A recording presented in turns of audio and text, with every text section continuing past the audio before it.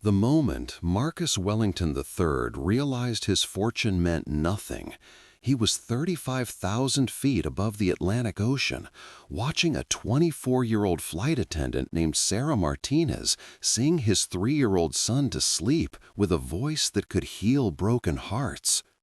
But this revelation came only after the most humiliating 2 hours of his privileged life, when the boy he'd barely spent time with had screamed so loudly that even the seasoned first-class passengers were shooting him looks that could kill. It started when little Tommy's ears began to hurt during takeoff from John F. Kennedy International Airport on what was supposed to be a routine business trip to London. Marcus had been scrolling through his phone, his thumb moving rapidly across the screen as he reviewed the final details of a $100 million merger that would make headlines across Wall Street by morning. The acquisition of Pemberton Industries would cement his position as one of the youngest and most successful investment moguls in American history. His son was supposed to be the easy part of this business trip, a quick visit to his ex-wife Charlotte in her Kensington penthouse before flying back to New York to close the biggest deal of his career. But as the Boeing 777 climbed steadily toward cruising altitude, cutting through the gray October clouds that blanketed the East Coast, Tommy's quiet whimpers quickly escalated into the kind of full-blown hysteria that could wake the dead. "Daddy, my ears hurt. They hurt so bad," Tommy sobbed, his tiny fists rubbing frantically at his ears while tears streamed down his flushed cheeks. The sound cut through the hushed luxury of first class like a fire alarm in a library, shattering the peaceful atmosphere that passengers had paid premium prices to enjoy. Marcus felt his jaw tighten as he noticed the elderly woman across the aisle, Mrs. Eleanor Pemberton, wife of pharmaceutical mogul Richard Pemberton, whom he'd met at countless charity galas in the Hamptons, turn in her plush leather seat with an expression of pure disdain. Her perfectly manicured fingers, adorned with rings worth more than most people's annual salaries, drummed against her crystal champagne flute as she whispered something urgent to her husband. Both of them shot pointed glances at Marcus and his wailing child, their faces twisted with the kind of judgment that only the truly privileged felt entitled to display. "Tommy, please," Marcus whispered urgently, his voice strained with the kind of desperation he'd never experienced in any boardroom negotiation. "Daddy needs you to be quiet, okay? We talked about this before we got on the plane." He pulled out his latest iPhone, frantically scrolling through downloaded videos and educational games that his personal assistant had assured him would keep any 3-year-old occupied for hours. But Tommy was beyond consolation, beyond distraction, lost in a world of pain that no amount of technology could fix. The businessman in the seat directly behind them, a man Marcus recognized as Jonathan Hayes, CEO of Hayes Financial Group, a competing investment firm that had been trying to poach his clients for years, leaned forward with barely concealed irritation. His expensive cologne couldn't mask the smugness in his voice as he said, "Excuse me, Wellington, but some of us are trying to prepare for important meetings. Can't you control your child? This is first class, not a daycare center." Marcus felt his face burn with embarrassment and anger, a combination he wasn't accustomed to experiencing. He was used to commanding respect in every room he entered, to having people hang on his every word in conference rooms filled with the most powerful CEOs, senators, and billionaires in America. His opinions moved markets.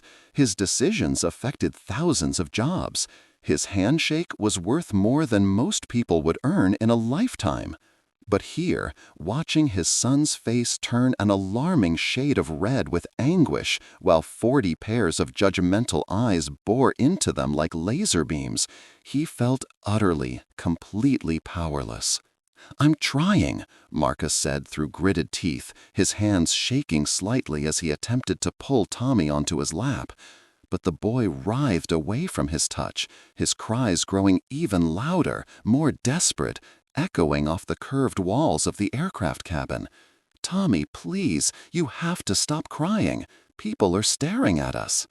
But Tommy couldn't stop.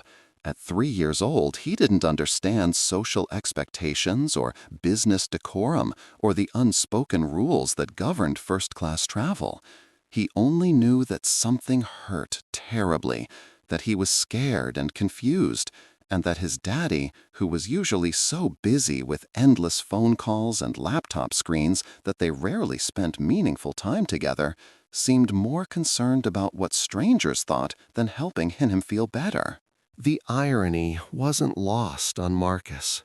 He'd spent the last 5 years building an empire worth hundreds of millions of dollars, convincing himself that every sacrifice was for Tommy's future. Every missed bedtime story and skipped weekend was an investment in providing his son with the best life possible. But now, when his child needed him most, he was failing spectacularly. If you haven't already, make sure to subscribe to our channel and hit that notification bell, because stories like this one will change how you see the world around you and remind you what truly matters in life. The flight attendant call button began chiming insistently as passenger after passenger summoned the crew with increasing irritation. Marcus could hear the murmurs spreading through first class like wildfire. Can you believe this display? Where's the father's control over his own child? This is exactly why children shouldn't be allowed in first class. I paid $15,000 for this seat to get away from this kind of chaos. Each whispered comment felt like a dagger to his pride. Each disapproving glance a reminder that money couldn't solve every problem.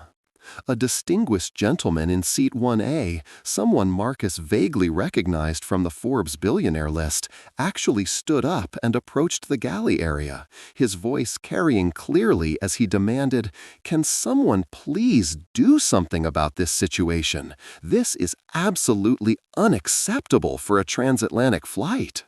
Marcus wanted to disappear, to somehow make himself and Tommy invisible. In his world of power lunches and board meetings, he was accustomed to being the one making demands, the one whose comfort and convenience mattered most. Now he was on the receiving end of that entitled attitude, and it felt like being stripped naked in public. Sarah Martinez was in the forward galley, carefully arranging drinks on a silver serving tray when she first heard the commotion drifting from the first-class cabin. At 24, she'd been working for Atlantic Airways for just over 2 years, long enough to handle drunk passengers who became belligerent after too much complimentary champagne, medical emergencies at cruising altitude, and even a few full-blown panic attacks during turbulence. But the sound coming from seat 2A was different. It wasn't the manufactured drama of entitled adults or the medical distress of elderly passengers. It was the desperate, heartbreaking cry of a child in genuine distress, mixed with the barely audible pleading of a father who clearly had no idea how to help his own son. She paused in her drink preparations, her heart immediately going out to whoever was struggling in the cabin. Sarah had grown up as the eldest of 5 children in a modest working-class family in Phoenix, Arizona. Her mother, Maria Martinez, had worked double shifts as a registered nurse at Phoenix General Hospital, while her father, Roberto, drove long-haul trucks across the American Southwest to make ends meet. Money had always been tight. Christmas presents came from thrift stores, family vacations meant camping in state parks, and dinner was often beans and rice stretched to feed 7 people. But what their home lacked in material wealth, it made up for in love, laughter, and the kind of unbreakable family bonds that money couldn't buy. Sarah knew intimately the sound of a child who needed comfort, and more importantly, she knew instinctively how to provide it. She'd been the one to hold her baby brother Miguel through countless nights of colic, to sing lullabies to her sister Carmen during thunderstorms, to kiss scraped knees and mend broken toys with creativity born of necessity. "I should go check on them," she said to her colleague Jennifer Walsh, a veteran flight attendant who was rolling her eyes as she loaded champagne flutes onto a serving cart with practiced efficiency. "Good luck with that mess," Jennifer muttered, her voice dripping with the kind of cynicism that came from 15 years of dealing with entitled first-class passengers. "The guy in 2A looks like he's about to have a complete meltdown. These rich guys are all the same. They think their money makes them experts at everything until reality smacks them in the face. Then they expect us to clean up their problems."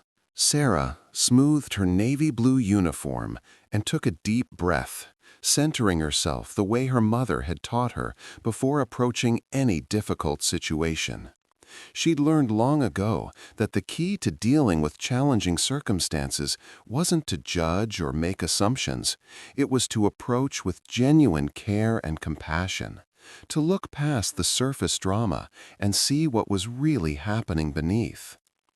As she walked toward the front of the first-class cabin, her sensible black shoes silent on the plush carpeting, the scene that greeted her made her heart ache with sympathy. A little boy with curly brown hair and tear-stained cheeks was thrashing in his oversized leather seat, his small hands pressed desperately against his ears as if he could physically block out the pain. Beside him sat a man who looked like he'd stepped directly off the cover of Fortune magazine. Perfectly tailored charcoal gray suit that probably cost more than Sarah made in 3 months. A Rolex Submariner that caught the cabin lights as his hands trembled. And the kind of polished, commanding appearance that spoke of immense wealth and power. But his usually composed face, the kind of face Sarah had seen in business magazines and financial news segments, was etched with panic and frustration. His expensive silk tie was loosened, his perfectly styled dark hair disheveled from running his fingers through it repeatedly, and his hands were shaking with a vulnerability that seemed completely at odds with his imposing presence. "Sir?" Sarah said softly, kneeling gracefully beside their row without any concern for her uniform or appearance. "I'm Sarah. Is there anything I can do to help you and your son?" Marcus looked up at her with eyes that were red-rimmed with exhaustion and stress, and for a moment Sarah saw past the expensive clothes and commanding presence that intimidated boardrooms full of powerful executives. She saw a father who was scared and completely out of his depth, a man who was discovering that all his success meant nothing when he couldn't help his own child. "His ears are hurting from the pressure change," Marcus said, his voice hoarse from 2 hours of mounting stress and failed attempts to calm his son. "I've tried everything I could think of. Snacks, juice, games, even offering him my watch to play with. Nothing works. The pediatrician said to give him something to chew, but he won't take gum, won't drink from a bottle, won't do anything except cry."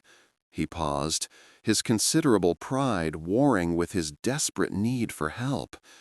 "I don't know what else to do. I feel like I'm failing him."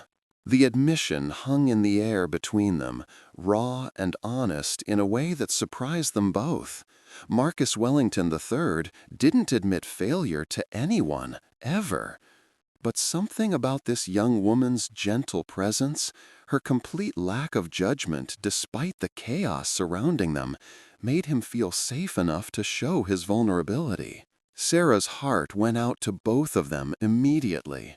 She could see the embarrassment burning in Marcus's eyes, the weight of feeling judged by everyone around them, the frustration of a successful man discovering there were problems that couldn't be solved with determination and resources.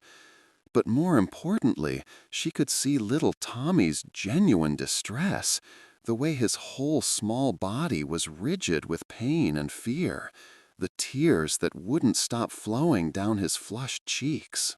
"What's his name?" she asked gently, her voice carrying the warmth that had comforted countless children over the years. "Tommy," Marcus replied, surprised by her calm, non-judgmental tone. In his experience, service providers were either intimidated by his wealth and status or resentful of it. But Sarah seemed genuinely focused on helping, not on who he was or what he represented. Thomas Marcus Wellington IV, but he's always preferred Tommy. Sarah turned her full attention to the little boy, her voice becoming even softer and more soothing. "Hi, Tommy. My name is Sarah, and I work on this airplane. I heard your ears are hurting, sweetie, and that sounds really scary." Tommy's sobs quieted slightly at her gentle tone, his wide brown eyes, so much like his father's, looking up at her with a mixture of pain, curiosity, and desperate hope. There was something about her presence that felt safe, maternal in a way that cut through his distress. "It hurts so much," Tommy whimpered, his small voice breaking Sarah's heart. "Make it stop. Please make it stop. I want my mommy." Sarah felt tears prick her own eyes at the raw vulnerability in the child's voice, at the way he instinctively reached for comfort from the person who felt safest to him. Without thinking twice about protocol or airline policies or what the increasingly agitated passengers might think, she reached into her uniform pocket and pulled out a small packet of sugar-free gum she'd been saving for later in the flight. "Tommy, I have something that might help your ears feel better," she said, unwrapping a piece of gum with careful, deliberate movements that captured his attention. "This is special gum that flight attendants use when our ears hurt on airplanes. When you chew it very slowly, it helps your ears pop and feel normal again. But here's the secret. It works best when someone sings to you while you chew it. Would you like to try it with me?" Tommy nodded eagerly, his tears slowing as hope flickered in his dark eyes. Sarah handed him the gum, showing him how to chew it slowly and gently. Then, without any hesitation or self-consciousness, she began to sing. Her voice was soft and sweet, filling the cabin with a lullaby she remembered her own mother singing to her younger siblings during difficult nights when money was tight and worries were heavy. "Twinkle, twinkle, little star, how I wonder what you are. Up above the world so high, like a diamond in the sky." The effect was immediate and almost magical. Tommy's rigid little body began to relax as he followed her instructions about chewing the gum, the pressure in his ears finally beginning to equalize. But it wasn't just the gum that was working its healing magic. It was Sarah's voice, warm and nurturing and completely focused on him, creating a cocoon of comfort and safety around the frightened child. Marcus watched in stunned silence as his son's tears gradually dried up, replaced by wonder and growing peace. Tommy's breathing became deeper and more even, his small hands unclenching from their desperate fists, his face relaxing from the contorted mask of pain it had been for hours. But what struck Marcus even more profoundly than his son's transformation was Sarah herself. Here was a woman who could have simply brought them more snacks or extra pillows, the standard flight attendant response to passenger complaints. She could have offered sympathetic words and moved on to her other duties. Instead, she had knelt on the floor of first class, completely ignoring the stares and whispers of some of the wealthiest, most powerful people in America, and given his son exactly what he needed: genuine care, undivided attention, and the kind of nurturing comfort that couldn't be purchased at any price. As Sarah continued to sing, something extraordinary began to happen throughout the first-class cabin. The annoyed murmurs that had filled the space like poison began to fade into respectful silence. Mrs. Eleanor Pemberton, who had been so judgmental and vocal about her disapproval just minutes before, found herself wiping away unexpected tears as she watched the young woman's completely selfless act of kindness toward a child who wasn't her responsibility. Jonathan Hayes, the rival CEO, who had been so quick to criticize Marcus's parenting, stopped typing on his laptop and simply listened, his hardened business facade softening as he watched Sarah's gentle ministrations and remembered his own children safe at home in their Manhattan penthouse. Even the distinguished billionaire from seat 1A had returned to his seat and was watching the scene unfold with something approaching reverence. What would you do in this situation? Would you have the courage to put aside your own comfort and convenience to help a struggling child and father? Let us know in the comments below what you think real compassion looks like. Twinkle, twinkle, little star, how I wonder what you are. Sarah's voice seemed to weave pure magic through the cabin, transforming the atmosphere from one of irritation and judgment to something approaching reverence and shared humanity. Tommy's breathing had completely evened out, his small hand reaching up to touch Sarah's face with the innocent trust that only children possess.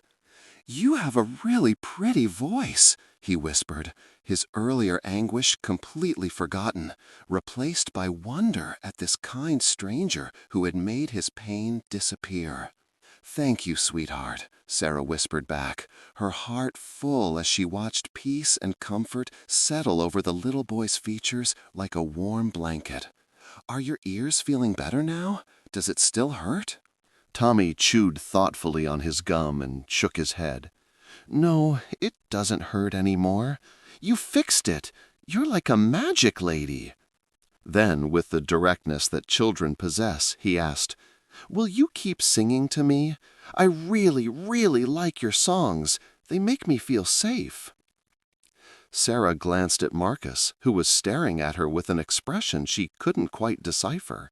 There was gratitude there, yes, deeper and more profound than any thanks she'd ever received.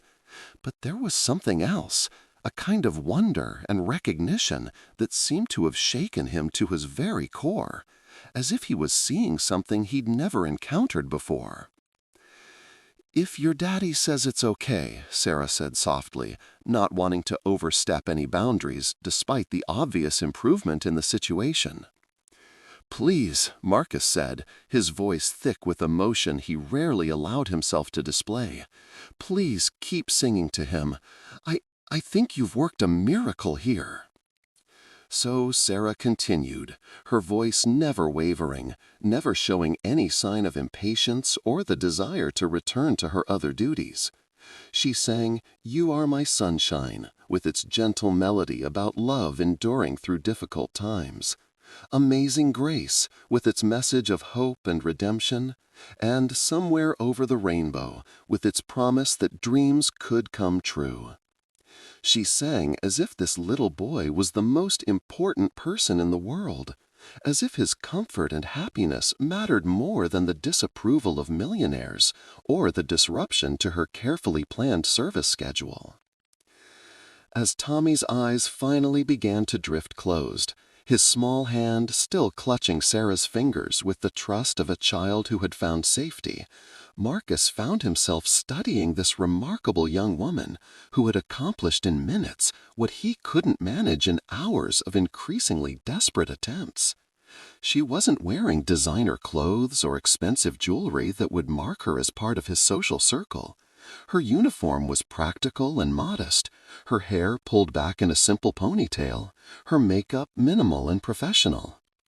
But there was something about her, a warmth, a genuineness, an inner light that seemed to radiate from within, that made her more beautiful than any woman he'd ever encountered.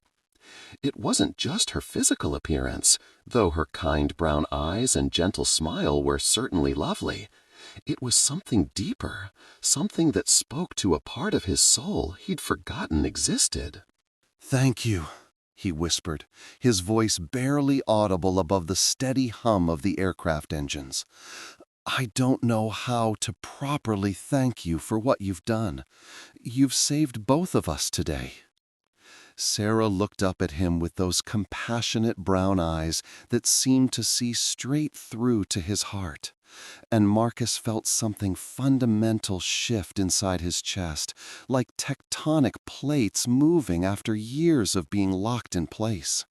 "You don't need to thank me," she said simply, her words carrying a sincerity that was completely foreign in his world of calculated exchanges and strategic relationships. "He's a beautiful little boy, and it's clear how much you love him. Sometimes children just need to know that someone cares enough to sit with them when they're scared." The profound simplicity of her words hit Marcus like a physical blow. Someone cares. When was the last time anyone had shown Tommy that kind of unconditional care and attention? When was the last time Marcus himself had received or given such selfless compassion? He'd been so focused on building his financial empire, on proving his worth through achievements and acquisitions and the relentless accumulation of wealth and influence, that he'd forgotten the most basic human truth. Sometimes people just needed to know that someone cared about their well-being without wanting anything in return. "I should let you get back to your work," Marcus said reluctantly, though every instinct in his body wanted to keep her there, to continue talking to this extraordinary woman who had shown his son more genuine tenderness in 10 minutes than Marcus had managed to provide in months of distracted parenting. "Actually," Sarah said, glancing around the now peaceful cabin where passengers had returned to their books and laptops with a new sense of calm, "I think I'll stay here for a few more minutes, if that's okay with you, just to make sure Tommy stays settled and comfortable." Marcus nodded gratefully, and they fell into a surprisingly comfortable silence, both watching Tommy sleep peacefully for the first time in hours. His small chest rose and fell in the steady rhythm of deep, restful sleep, one hand still holding Sarah's finger, while the other clutched a small stuffed airplane that Marcus had forgotten he'd packed in the carry-on bag. But Marcus found his attention increasingly drawn to Sarah herself, the way she unconsciously smoothed Tommy's hair with her free hand, the gentle smile that never seemed to leave her face, the complete absence of any expectation or agenda in her actions. In his world of Manhattan penthouses and Hamptons estates, every interaction came with strings attached. Every relationship carried the weight of mutual benefit and calculated advantage. Business associates wanted profitable deals. Socialites wanted access to exclusive events and influential connections. Women wanted the lifestyle and status that came with dating Marcus Wellington III. Even his ex-wife Charlotte had been refreshingly honest about marrying him for the financial security and social position he could provide, rather than any genuine emotional connection. She'd wanted a provider and a father for her children. He'd wanted a beautiful, accomplished wife who would look perfect at charity galas and business dinners. It had been a transaction that worked until it didn't. But Sarah was different in every conceivable way. She hadn't asked his name or seemed impressed by his expensive watch or custom-tailored suit. She hadn't angled for his business card or tried to leverage their interaction into some personal advantage. She had simply seen a child in distress and a father who needed help, and she had given both freely, completely, without any thought of what she might gain from the encounter. "You're incredibly good with children," Marcus said quietly, desperate to extend this moment, to learn more about this extraordinary woman who had turned his understanding of human nature completely upside down. Sarah's cheeks flushed slightly with modest pleasure at the compliment. "I grew up as the oldest of 5 children," she explained, her voice soft so as not to disturb Tommy's peaceful sleep.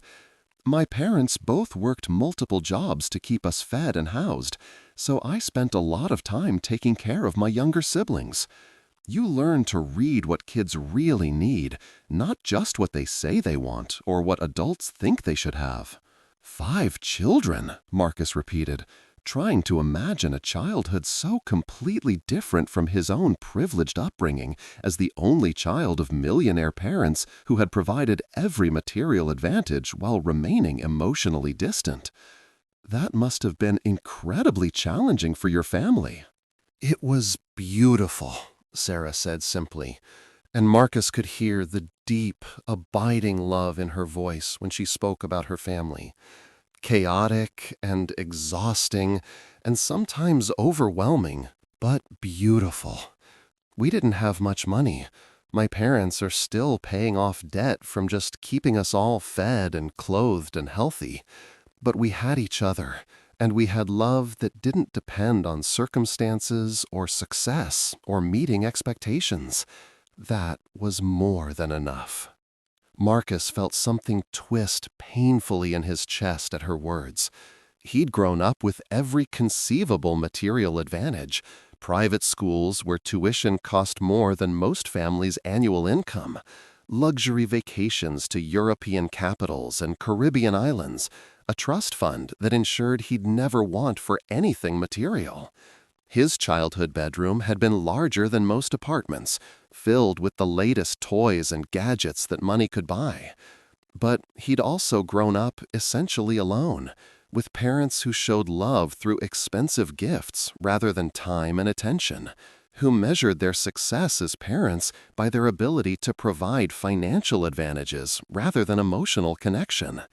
Even now, with all his remarkable business achievements, he often felt profoundly isolated, surrounded by people who wanted something from him rather than simply enjoying his company.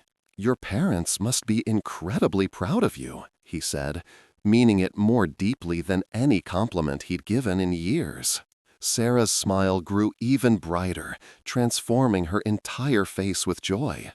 "They are, though they still worry about me constantly. My mom always said that the best way to measure a person's true worth isn't by what they have or what they've accomplished, but by how they treat others when no one important is watching." She paused, then added with the kind of humility that was clearly genuine rather than performative, "Though I guess everyone is important in their own way, aren't they?" Marcus felt as if he'd been struck by lightning. Here was this young woman making a fraction of his annual salary, living a life he would have previously considered modest to the point of hardship, working in a service industry that people like him typically treated as invisible. And yet she possessed something he'd been searching for his entire adult life without even realizing it. A sense of purpose and fulfillment that came from something much deeper than achievement or accumulation or the approval of others. She had wisdom about what truly mattered, about what made life meaningful and rich, that all his Ivy League education and business success hadn't taught him. She understood instinctively that treating people with kindness and respect wasn't a strategy or a networking opportunity, it was simply the right way to move through the world. "Sarah," he said, then stopped, unsure how to continue. What could he possibly say to this woman that wouldn't sound hollow or calculated? How could he express what her simple act of kindness had meant to him? How it had shown him something about himself and his life that he'd never been able to see clearly before. Before he could find the words, Tommy stirred slightly in his sleep, making a small sound of contentment that made both adults smile involuntarily. In that moment, Marcus saw a future he'd never imagined. Not the sterile, ambitious life he'd been methodically constructing, but something warmer, more meaningful, more connected to what actually mattered in the grand scheme of human existence. A life where success was measured not by the numbers in his bank account or the deals closed or the companies acquired, but by moments like this one. moments of genuine human connection, of kindness given and received, of love that didn't depend on performance or achievement or meeting someone else's expectations. Have you ever met someone who changed your entire perspective on life in just a few minutes? Someone who showed you what really matters beyond wealth and status? Hit that like button if this story is touching your heart and reminding you of your own values. The rest of the flight passed in peaceful tranquility that felt almost magical after the earlier chaos.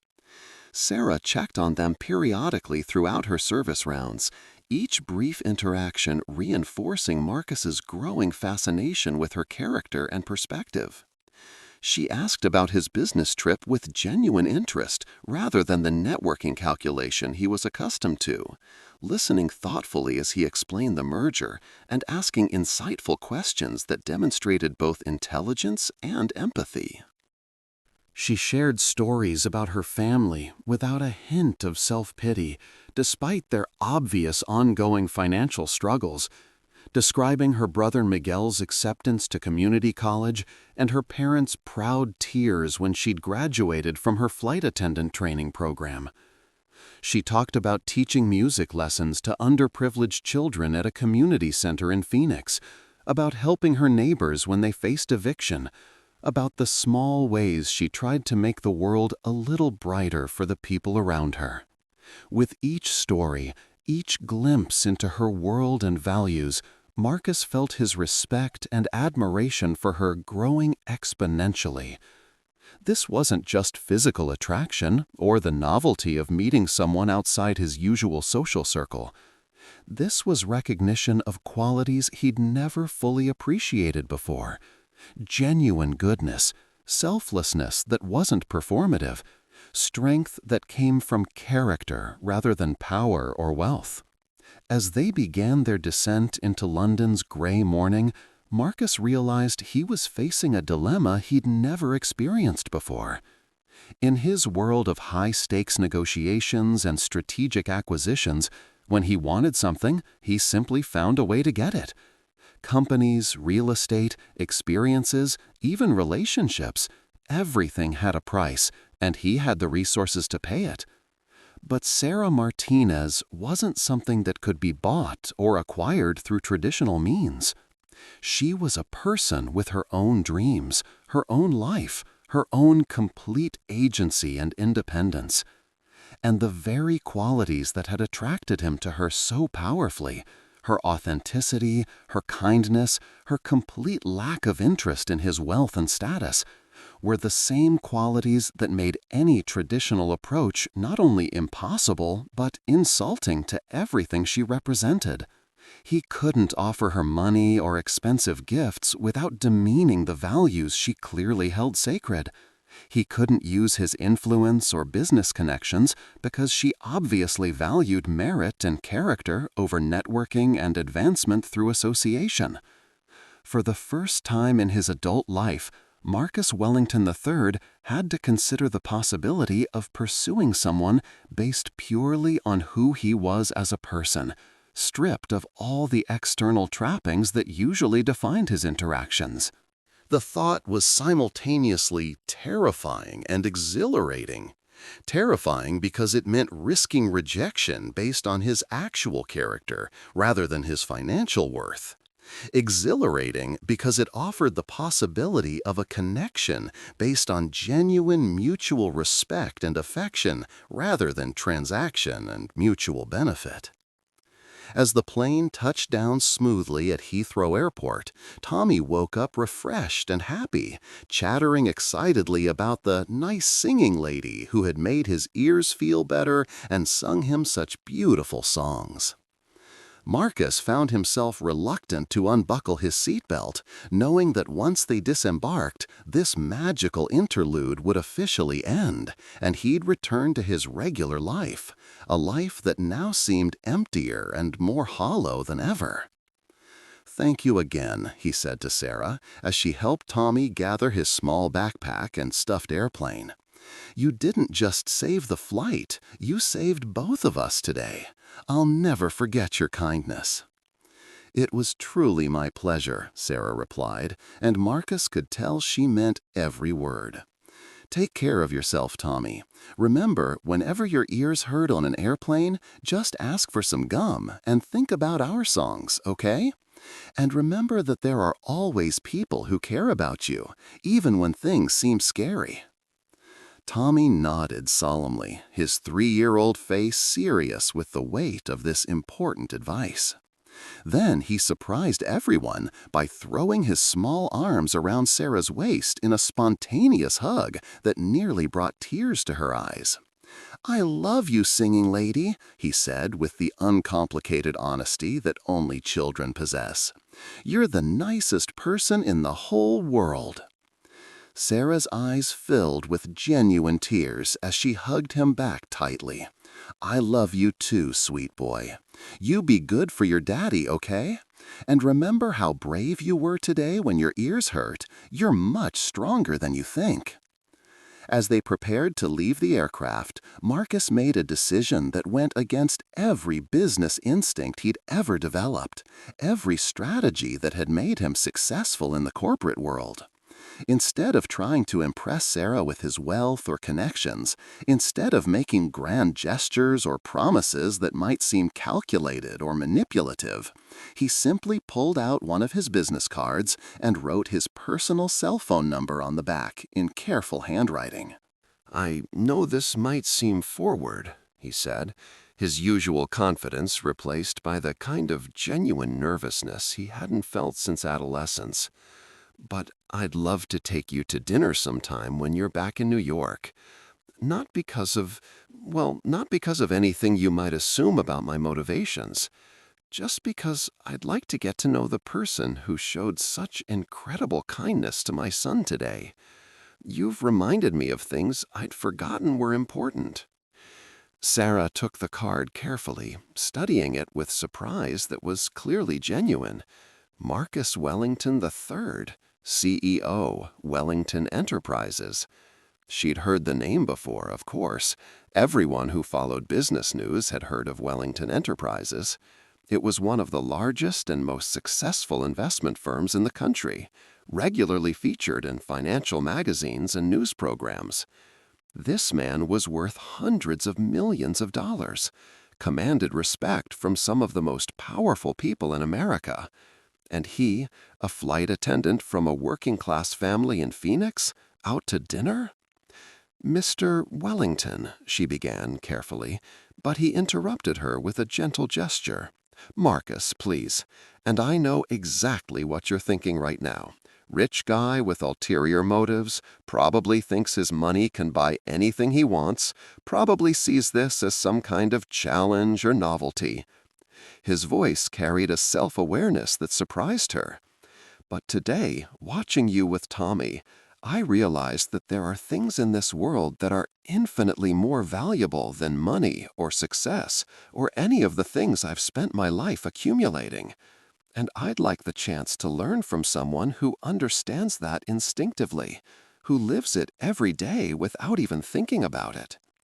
Sarah looked into his eyes and saw something she hadn't expected: genuine humility mixed with hope and vulnerability. The arrogant businessman she might have anticipated was nowhere to be seen. Instead, she saw a man who had been profoundly moved by what he'd witnessed, a father who was beginning to understand what truly mattered in raising his son, a person who seemed to be questioning everything he thought he knew about success and fulfillment. I'd like that," she said softly, tucking the card carefully into her uniform pocket. "But I should warn you, my life is pretty simple and unglamorous. I live in a 1-bedroom apartment with 2 roommates. I drive a 10-year-old Honda Civic that sometimes doesn't start on cold mornings, and my idea of a fancy dinner is Olive Garden with unlimited breadsticks."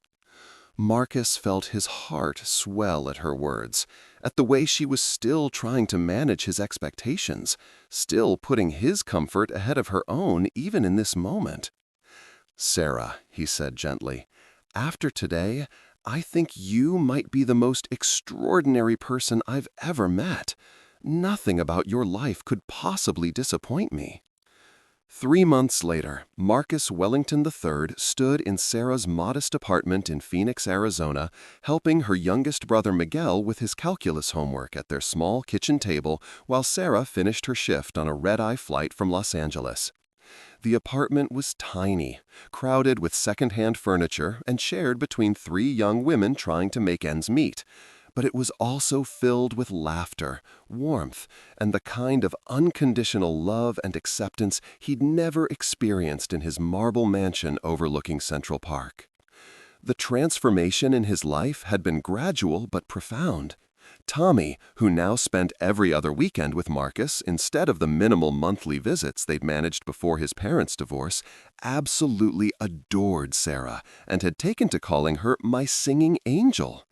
She had taught him to make paper airplanes that actually flew, to plant sunflower seeds in small pots on the apartment's tiny windowsill, and to find magic in everyday moments that Marcus had been rushing past his entire adult life. Lessons that Marcus found himself learning alongside his son with the wonder of someone discovering a foreign language. The relationship hadn't been without its significant challenges and learning curves. Marcus had to completely recalibrate his understanding of how to show affection and interest. Sarah couldn't be impressed with reservations at five-star restaurants where a single meal cost more than she made in a week. She was more moved by handwritten notes he left in her mailbox, by him remembering the names and birthdays of all 4 of her siblings, by the time he spent volunteering at the inner-city community center where she taught music lessons to underprivileged children every Saturday morning. He had to confront his own deeply ingrained prejudices about class and success, realizing with uncomfortable clarity that Sarah's family, despite their ongoing financial struggles and uncertainty, possessed a richness of spirit and emotional intelligence that his wealthy social circle completely lacked.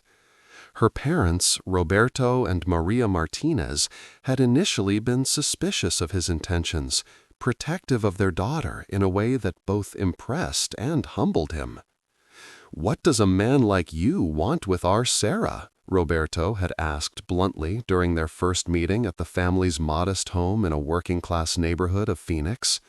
The question had been fair, direct, and completely reasonable, but it had forced Marcus to examine his own motivations more honestly than he'd ever done before.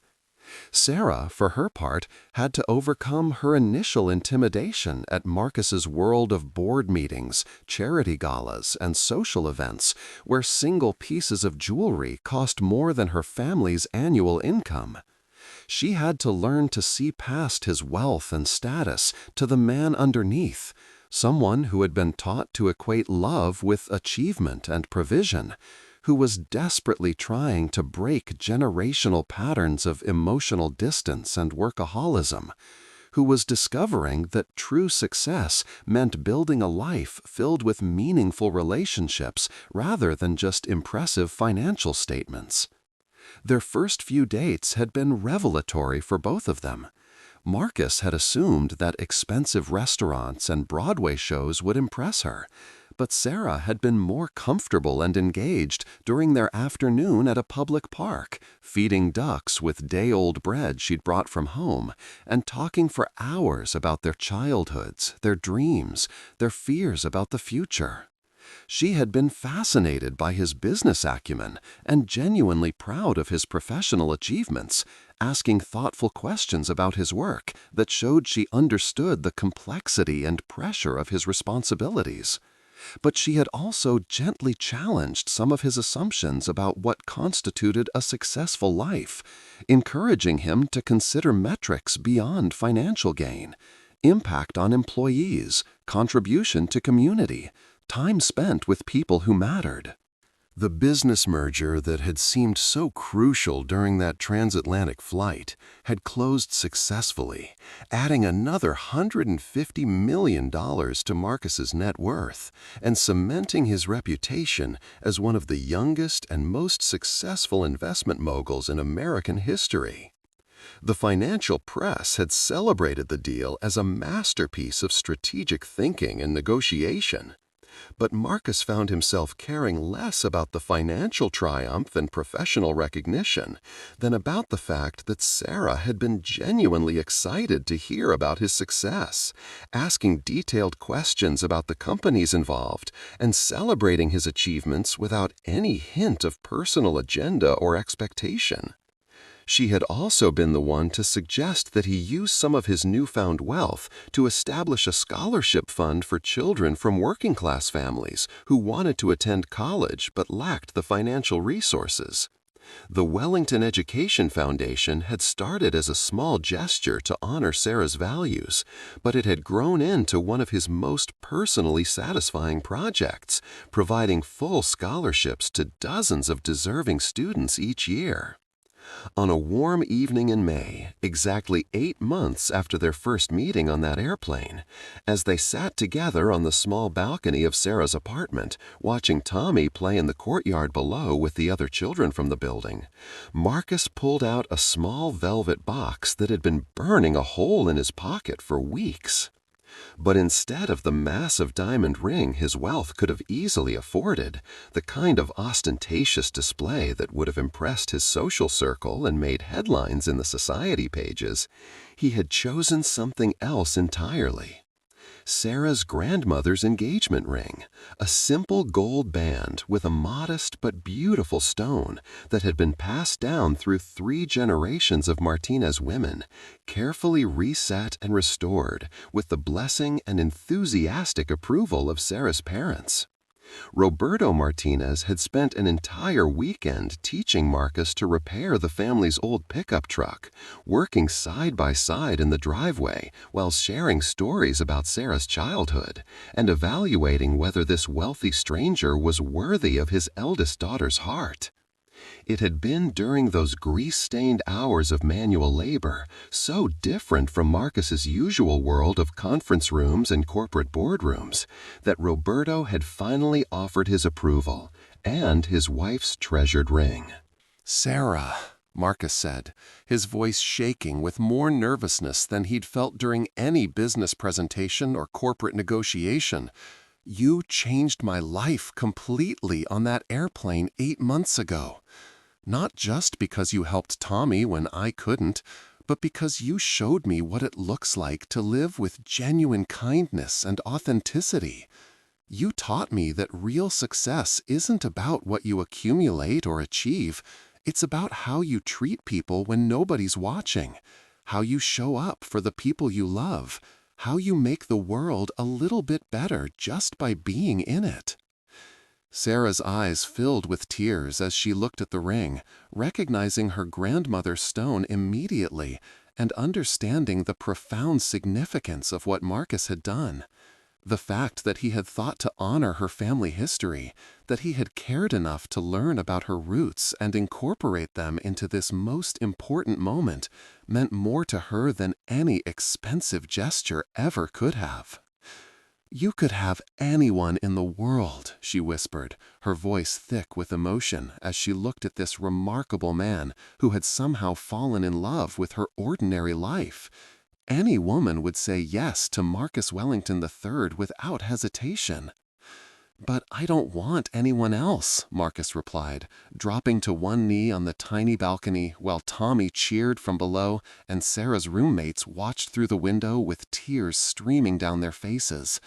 "I want the woman who sings to scared children at 35,000 feet without caring what anyone thinks.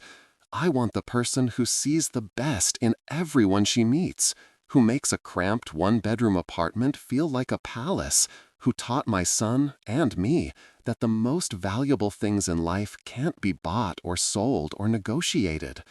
I want the woman who showed me that real wealth is measured in love given and received, in moments of genuine connection, in the courage to care about others without counting the cost. Will you marry me, Sarah Martinez?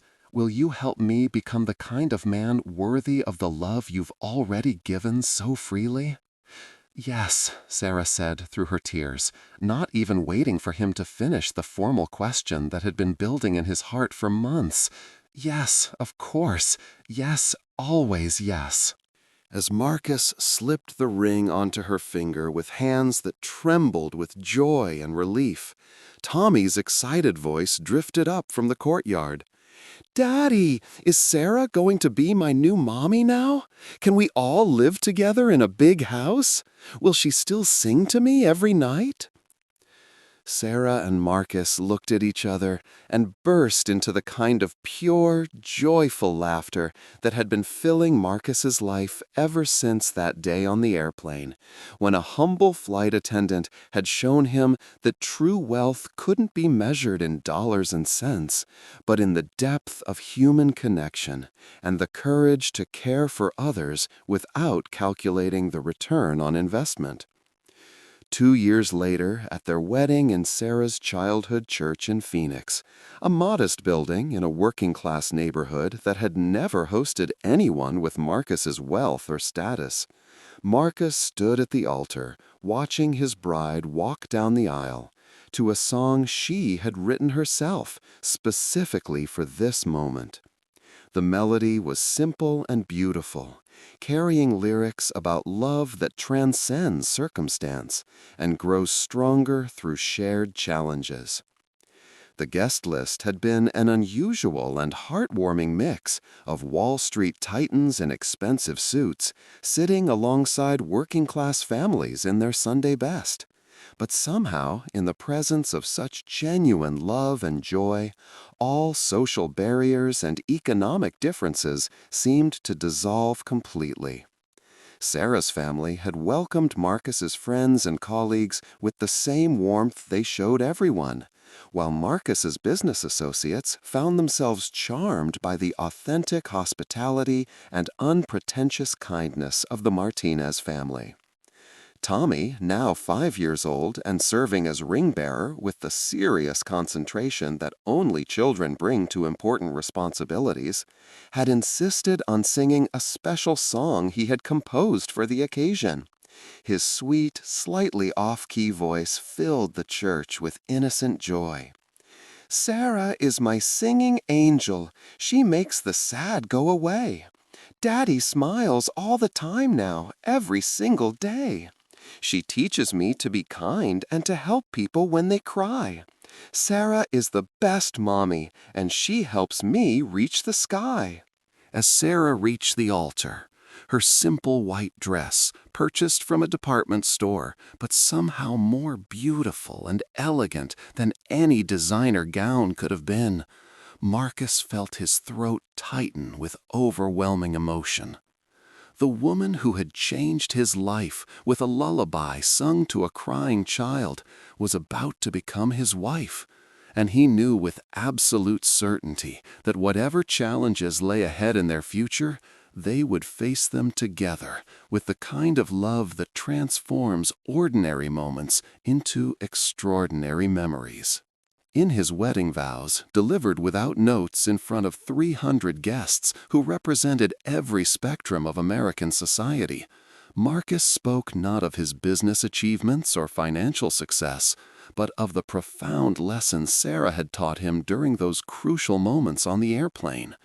That the greatest gift anyone can give is their authentic presence, their willingness to see another person's need and respond with compassion, without calculation or expectation of reward or recognition. "Sarah Martinez," he said, his voice carrying clearly through the church, "you knelt beside a crying child and sang him a lullaby when you could have simply walked away. You showed kindness to a stranger when it would have been easier to maintain professional distance. You taught me that real strength isn't measured by what you can acquire or achieve, but by what you're willing to give away freely. You've shown me what it means to live with purpose beyond personal gain, to find joy and service to others, to measure success by the positive impact we have on the people whose lives we touch." Sarah's vows were equally moving, delivered with the same genuine warmth that had captivated Marcus from their first meeting. She acknowledged how Marcus had supported not just her personally, but her entire extended family, helping her brother Miguel get into college with both financial assistance and personal mentoring, supporting her parents when her father was injured in a trucking accident and couldn't work for months, and never once making any of them feel like charity cases or objects of pity. "Marcus Wellington," she said, her voice clear and strong as she looked into the eyes of the man who had become her best friend, her greatest love, and her partner in building a life of meaning. "You didn't just fall in love with me individually. You fell in love with all of us, with our chaotic family dinners and our secondhand furniture and our dreams that don't necessarily involve money. You made us all feel worthy of love and respect exactly as we are. You've shown me that true nobility isn't about bloodlines or bank accounts, but about how you choose to treat people when you have the power to treat them any way you want." The reception was held not at an exclusive country club or luxury hotel, but in the same community center where Sarah taught music lessons to children whose families couldn't afford private instruction.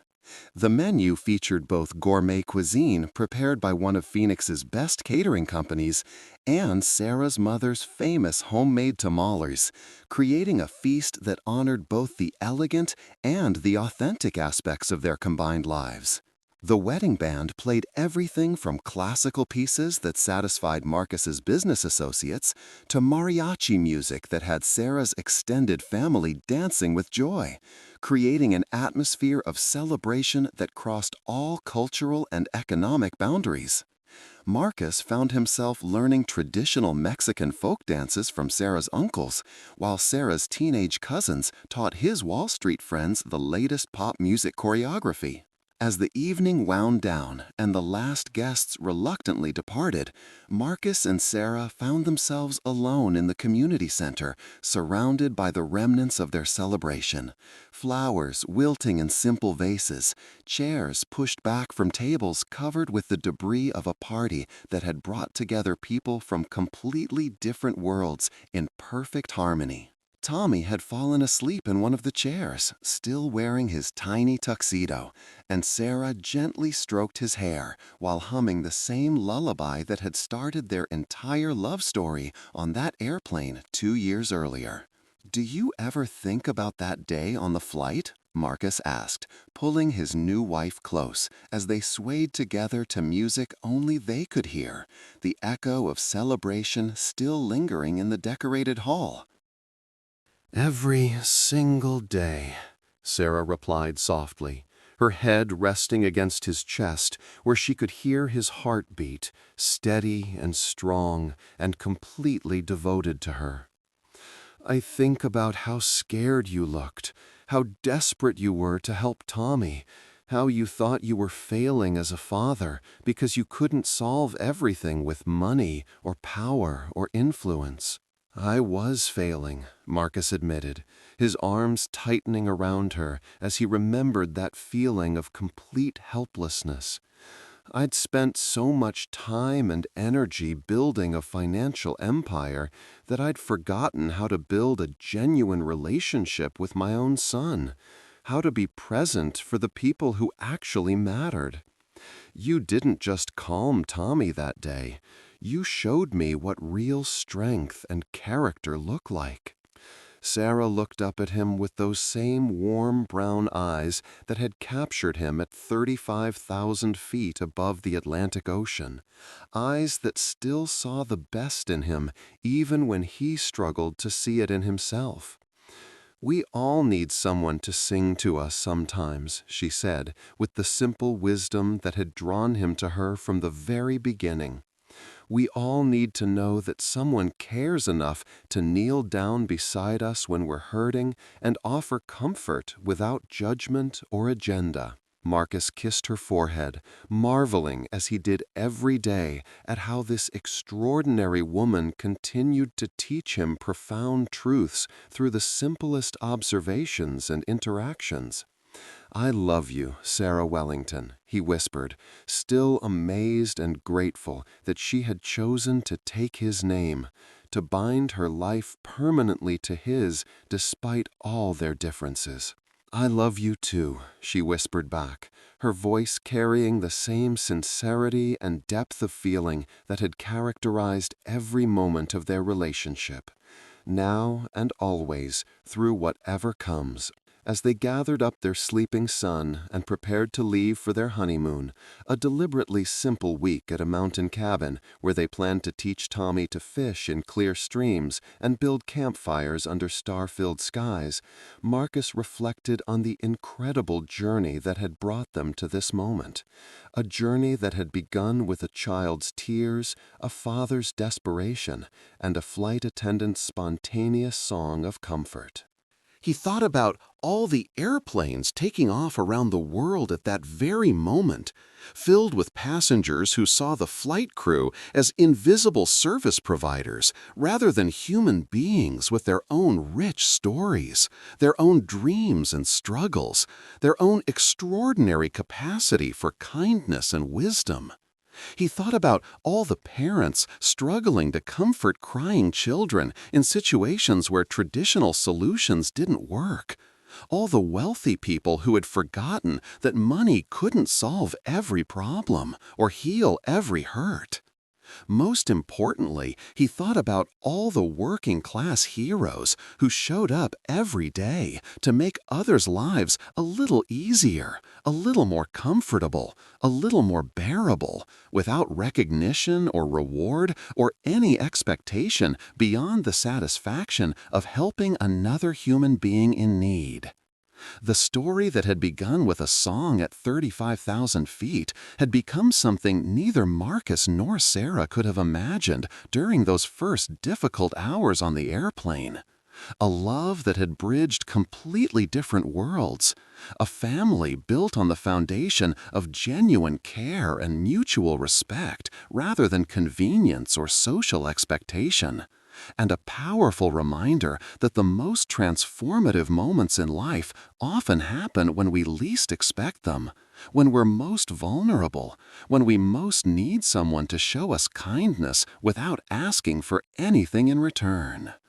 5 years after their wedding, as Marcus watched Sarah sing that same lullaby to their newborn daughter Emma, while Tommy, now 8 years old and wise beyond his years, helped by gently rocking the baby's cradle, he realized that the song that had changed everything was still changing them, still teaching them, still reminding them every day that love given freely and without condition was the most powerful force in the universe. If this story has moved you, if it has reminded you of what really matters in a world that often seems focused on material success and personal advancement, please share it with someone who needs to hear that love can be found in the most unexpected places, that kindness has the power to transform lives in ways we can't predict or measure. Remember that we all have the opportunity to be someone else's singing angel. We just have to be willing to kneel down, offer genuine comfort, and sing our own song of compassion into a world that desperately needs to hear it. Don't forget to subscribe for more stories that celebrate the extraordinary power of ordinary kindness. And remember that the most important moments in our lives often come disguised as everyday encounters with people who seem unremarkable, until they show us the remarkable courage it takes to simply care about others without counting the cost. Until next time, keep your heart open to the possibility that your next flight, your next difficult moment, your next encounter with a stranger might just be the beginning of a story that changes everything you thought you knew about what it means to live a truly successful life.